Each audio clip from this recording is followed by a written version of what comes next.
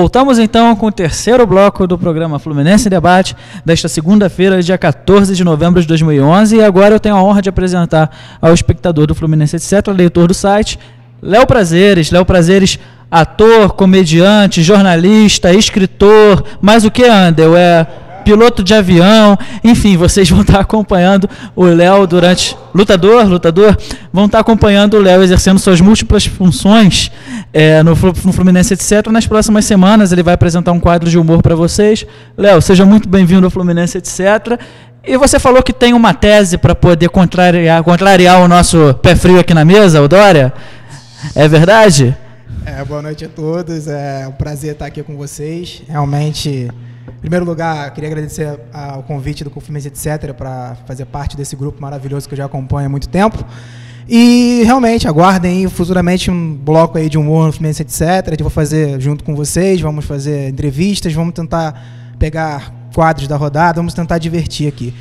Sempre respeitando o professor e buscando os 3 pontos. Sempre respeitando o professor e buscando os 3 pontos, com certeza. Mas eu não quero nem falar sobre o professor, que eu vou lembrar do Abelão, e eu não quero falar sobre o Abel, pelo menos hoje, porque ainda estou meio chateado com essa derrota, então eu poderia falar demais.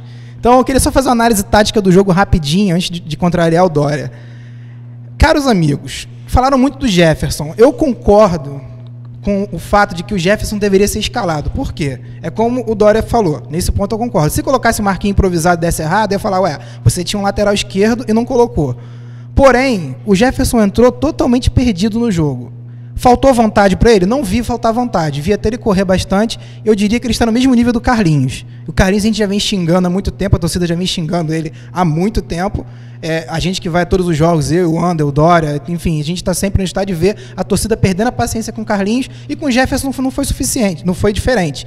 Então, eu acho o seguinte, tá ruim, tem que tirar o jogador, correto? Como vocês falaram no primeiro bloco. Mas vamos analisar a partida. O lateral esquerdo marca sozinho? Não. Bastava você olhar o jogo, ele não tinha cobertura nenhuma quando ele subia para o ataque. Ele subia para o ataque, quem tem que cobrir o lateral esquerdo? É o cabeça de área. O Edinho não é cabeça de área, ele é cabeça de bagre. Todo mundo sabe que ele é ruim, ele é fraco, ele várias vezes parece que vai tropeçar nas próprias pernas, ele parece que um calango andando em campo, ele anda todo duro, parece um bonecão de Olinda. Então, aonde que o Abel tirou que esse Edinho joga bola? Pelo amor de Deus. Nós temos o Diogo, que pode não ser tão bom tecnicamente, mas é raçudo.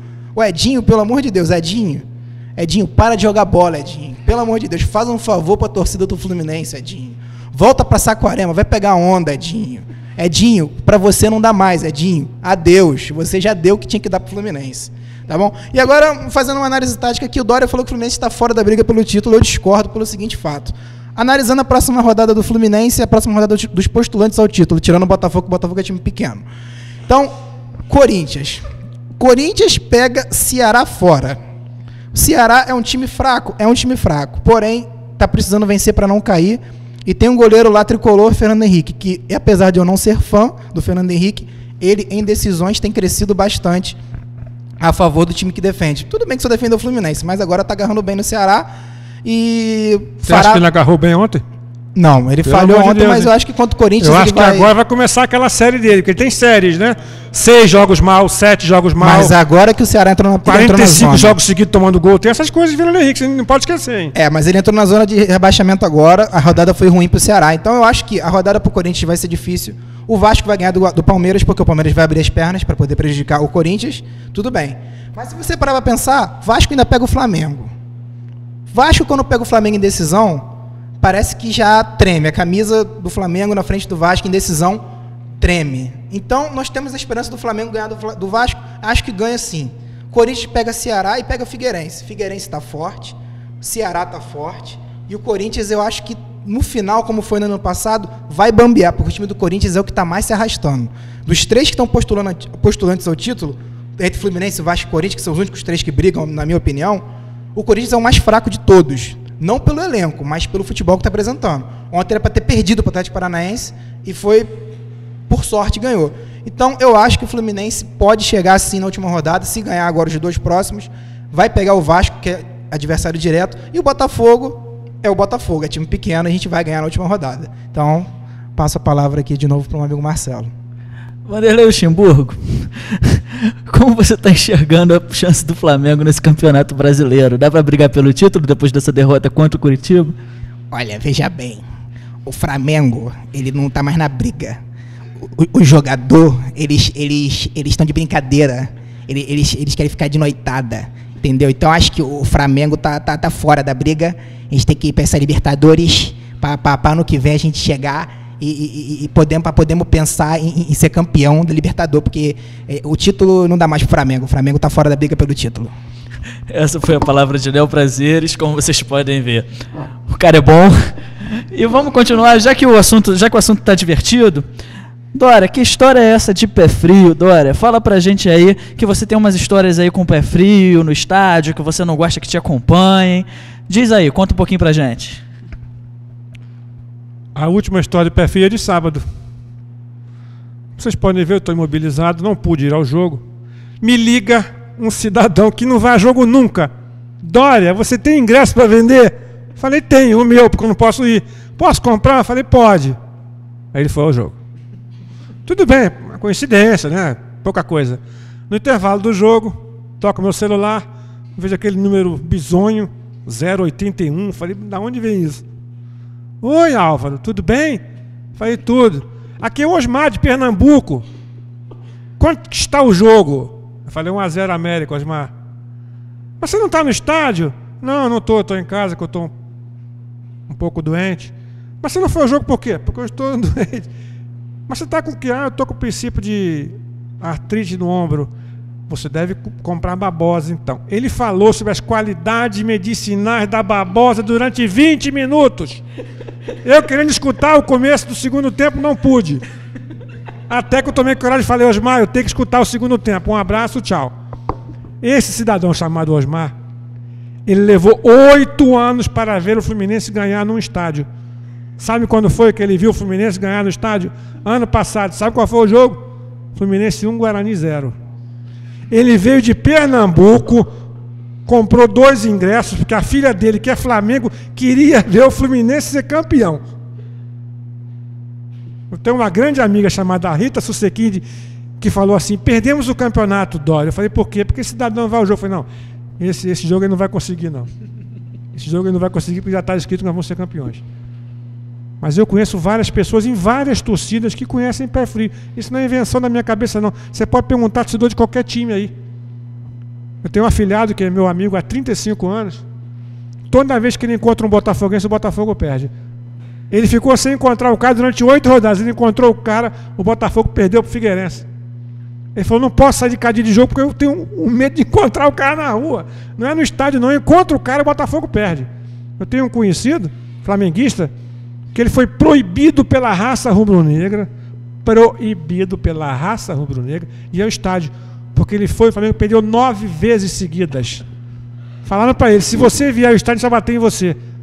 Ele foi no 10º jogo, encontraram com ele no banheiro, já sabe qual é o final da história, né? Pé frio existe, André? Olha, pé frio, essa questão toda... me chama a atenção para o seguinte detalhe. Dória, essa teoria do pé frio, ela funciona na América do Sul?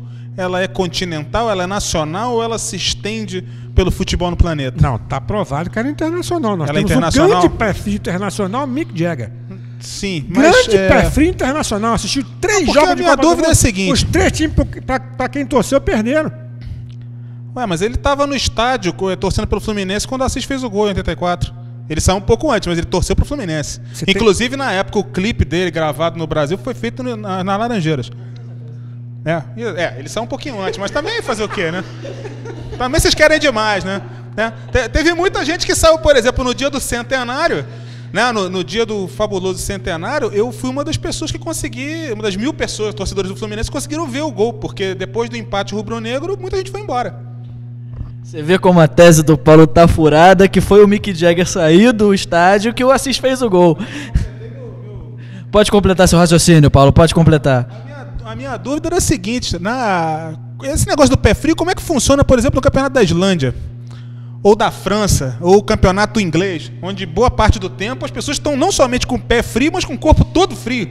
Né? Como é que funciona isso? A tese do pé frio também? Aí você tem que ver quem é o pé mais frio. Por aí você fica sabendo se ele é pé frio ou não. A Madonna, quando ela esteve no Brasil a primeira vez, no final do show, ela botou a camisa do Flamengo. Você sabe quantos jogos o Flamengo ficou sem vencer? 23 jogos. Aí o Paulo me pergunta se há perfil internacional. Claro que há perfil internacional. Só fazendo um adendo do que você falou, ele falou 20 minutos sobre a aloe vera, babosa. Acabei de escutar a notícia no rádio que a Anvisa proibiu a venda de babosa no Brasil. O cara é tão pé frio que até os alimentos Está à base de babosa foram proibidos a partir de hoje. Está proibido. Ou seja, eu não acredito muito nem em pé frio, mas o cara realmente se superou. Esse aí é pé de gelo. Não há comprovação científica do uso bom da babosa. O cara ficou 20 minutos no telefone celular de Pernambuco comigo. Não, mas eu já tive artrose, eu passei a babosa, eu fiquei bem. Você corta 7 centímetros da babosa, você espreme a babosa, coloca numa tina. Gente, vamos devagar, né? Eu assisti um jogo nesse campeonato, Fluminense Atlético Goianiense. Das 4 pessoas aqui na mesa, 3 estavam naquele jogo. Quantas pessoas a gente viu sair antes do jogo acabar? Todas que saíram no pé frio. Todas. Você imagina, o cara sai do Rio de Janeiro, assiste o jogo em Volta Redonda, o Fluminense perde 2-0, o cara vai embora. Quer dizer, ele não viu nenhum gol do Fluminense. Olha, nesse ponto aí eu tenho que concordar com o Dória. Eu tava com ele, nós estávamos em Volta Redonda. E eu fui um dos que, na hora que tomou o segundo gol, a partir de eu falei, olha só, galera, eu tô com vontade de ir embora. Aí o Dória falou, mas não foi. O Dória falou isso pra mim, eu posso comprar. Ele falou, ó, essa galera que saiu tudo aí é pé frio, a gente vai virar o jogo. Ele falou e a gente virou o jogo, então vou dar crédito pro Dória nesse caso, que ele falou que o pessoal que foi embora era pé frio mesmo, então tava lá em Volta Redonda com ele, a gente viu a virada. Eu tenho um amigo que ia ao jogo comigo, o Fluminense empatava, perdia. Eu falei, vamos fazer o seguinte, vamos no jogo intermediário, Fluminense Olaria, o Fluminense vai ganhar, né? Marquei com o cidadão na porta do Bellini. O jogo começava às 17 horas. 10 para 5, 5 horas, 5 e 10. Falei, bom, não vem mais, entrei. O jogo começou, 1-0 Fluminense, 2-0 Fluminense. Acabou o primeiro tempo, 3-0 Fluminense. O cidadão me chega no intervalo, Vieira. 3-0 Fluminense. Sabe quanto é que foi o jogo? 3-0 Fluminense. Quer dizer, o cara não viu um Fluminense fazer um gol no Olaria. Pensei que você ia falar 3-3 ou 4-3 Olaria. Mas é aquilo. Por mais pé frio que o cara seja, fazer o Olaria fazer gol é complicado. Gente, o programa já está chegando ao seu final, então eu acho que nesse momento nada mais justo que voltarmos um pouquinho à parte séria e falarmos de Super Ezio. Já falamos um pouquinho aqui, mas Paulo, você queria falar alguma coisa sobre o Ezio? Deixa o seu registro aqui para nós. Ezio, para mim, como eu já havia comentado antes, ele não foi somente um jogador de luta, de garra, um grande artilheiro, um dos maiores artilheiros que nós tivemos em toda a nossa história. Ele está no panteão dos 10 mais do Fluminense. Não foi apenas a 4ª ou 5ª média, se não me engano, de gols no Fla-Flu, superando inclusive grandes ídolos incensados pela imprensa, 12 gols em 19 jogos. Ezio foi muito mais do que isso. Em muitos treinos que eu testemunhei nas Laranjeiras, inclusive jogos que o Fluminense fazia lá, em muitas oportunidades eu vi como o Ezio tratava bem as crianças, os idosos, as pessoas. Ele tratava todos com uma simpatia e uma educação ímpares. Quem o conheceu em qualquer momento da vida via que ele tinha esse caráter, essa personalidade. É uma perda muito precoce e eu só tenho a agradecer porque foi uma pessoa que me deu tantas alegrias no estádio, que pouca gente lembra, mas o Ezio fez gols decisivos no Campeonato do Centenário. Foi dele o gol contra o Bangu, na arrancada do segundo turno, que nos gerou aquele grande título, né? Ele fez gol num daqueles Fla-Flus daquele ano, no 4-3, ele marcou gol, inclusive. Era um jogador do tipo pau para toda a obra, jogador de grupo, querido, admirado, simpático, extremamente humilde, uma criatura totalmente longe dos superstars de hoje aí, que não aparecem em coletivas, não falam, enfim. O Ezio era literalmente um amor de pessoa, e se tem um outro lugar melhor para estar, ele com certeza só pode estar no melhor, porque ele foi uma pessoa que fez muito enquanto esteve aqui na Terra. Léo, 30 segundos para você dar seu relato sobre o Ezio. Queria dizer que eu comecei a frequentar Maracanã em 1992, inclusive um jogo do Botafogo, se não me engano, Botafogo e Bangu, uma coisa assim. E eu acompanho o Fluminense desde 92, vou ao Maracanã em Laranjeiras, aliás, saudade, assim como o Ezio falou, eu tenho saudade das Laranjeiras. E eu vi muitos jogos do Ezio, sim, lembro dele, sim, eu era pequeno, tinha 5, 6 anos, mas um jogador que marcou, e eu tinha uma camisa do Ezio, número 9, aquela da Coca-Cola, no caso, né? E eu cresci vendo o Ezio jogar e gostava muito do Ezio. Foi o meu primeiro ídolo no Fluminense. Foi o Ezio e posteriormente Renato Gaúcho. Então, acho que ele está num lugar melhor. Descansa em paz aí. E o Fluminense vai ganhar esse título para você, com certeza. Você trabalhou em jogo do Ezio, Dória?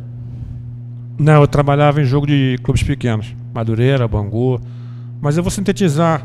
Não vou chegar a esse ponto do nosso amigo Léo Prazer dizer que o Botafogo é um time pequeno. Até porque a gente não tá ganhando dos times pequenos. Então, deixa o Botafogo lá. Senão a gente perde o Botafogo. Pois é.